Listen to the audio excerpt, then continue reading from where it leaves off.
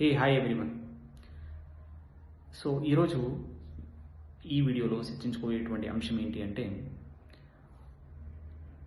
తల్లిదండ్రులు పిల్లల్ని ఎలా పెంచుతారు, నేటి ఉన్న సమాజంలో ఎలా పెంచుతున్నారు అనేటువంటి ఒక చిన్న ఎగ్జాంపుల్ అనమాట. రీసెంట్గా లాస్ట్ వీక్ కాలేజ్కి వెళ్ళినప్పుడు మేడం తన యొక్క అబ్బాయిని తీసుకొచ్చినారనమాట.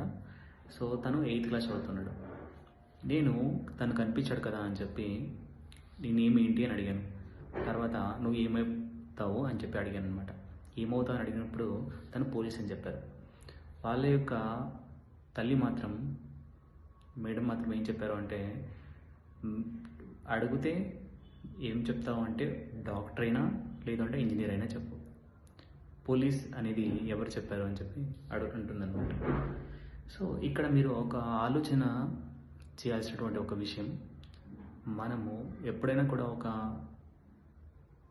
ఎగ్జాంపుల్ తీసుకొని మనం లైఫ్ని లీడ్ చేస్తాం. ఆ ఎగ్జాంపుల్ ఏంటి అంటే శ్రీరామచంద్రులు తీసుకున్న ఎగ్జాంపుల్. శ్రీరామచంద్రుల వారు విద్యాభ్యాసం అయిన తర్వాత అప్పుడు విశ్వామిత్రుడు అయోధ్యకి వస్తారు.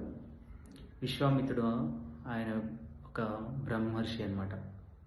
సో ఆ వేదాలు తెలిసిన వాళ్ళు, తర్వాత యజ్ఞాలు యాగాదులు చేసేవాళ్ళు. ఆయన మారీచి సుబాహు అనే యొక్క ఇద్దరు రాక్షసుల్ని చంపడానికి శ్రీరాముణ్ణి పంపాలి. సో శ్రీరాముడు అయితే తగినవాడు అని చెప్పి అయోధ్యకు వచ్చి దశరథ మహారాజుని అడిగితే దశరథ మహారాజు దానికి ఒప్పుకోరు. ఇలా ఒప్పుకోనప్పుడు ఏదో ఒక విధంగా తను విశ్వామిత్రుడు గురించి మీకు తెలిసే ఉండాలి. విశ్వామిత్రుడు తన యొక్క శాపం తర్వాత ఎంతోమంది రాజుల్ని కూడా ఆయన హతం చేశారనమాట. అయితే అక్కడ కూడా విశ్వామిత్రుడికి చాలా కోపం వచ్చింది. వశిష్ఠ గురువు, సో వశిష్ఠుడు అక్కడ ఆ యొక్క మొత్తం అయోధ్య రాజ్యానికి ఆ యొక్క రాజులకు కూడా ఆయన ఒక కులగురువులాగా ఉంటారనమాట. ఆయన చెప్పి దశరథ మహారాజుకి ఒప్పిస్తారు. సో రాముని పంపించండి, ఇలా యజ్ఞాలు చాలామంది కూడా ఈ యొక్క మారీచి సుబాహు ఇద్దరు రాక్షసులు కూడా ఈ యొక్క యజ్ఞాలు జరగకుండా చేస్తున్నారు ఒక ప్రదేశంలో అని చెప్పి. అయితే విశ్వామిత్రుడు రాముని తీసుకుని వెళ్తారు.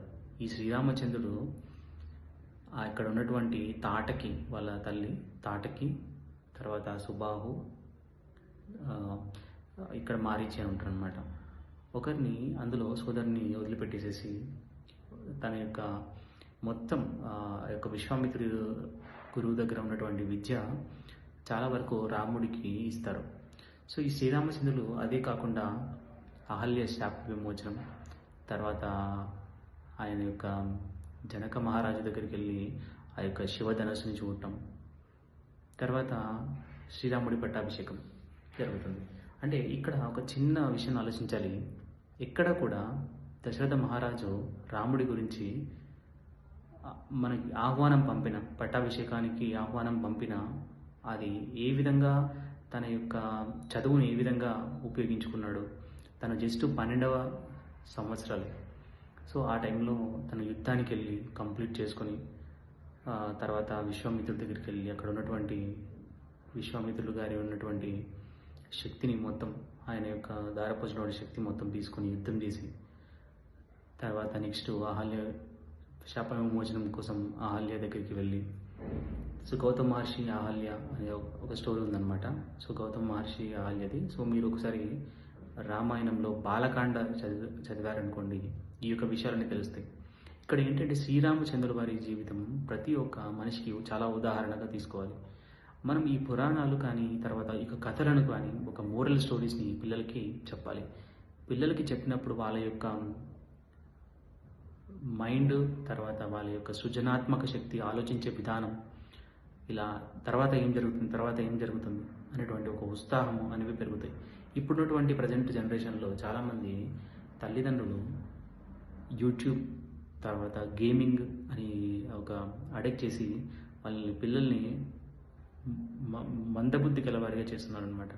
సో అలాగా కాకుండా పిల్లలకి కావాల్సినటువంటి స్టోరీస్ చెప్పగలిగితే వాడి యొక్క సృజనాత్మక శక్తి పెరిగి తనకు ఏదైతే కావాలో తను తెలుసుకుంటాడు అనమాట.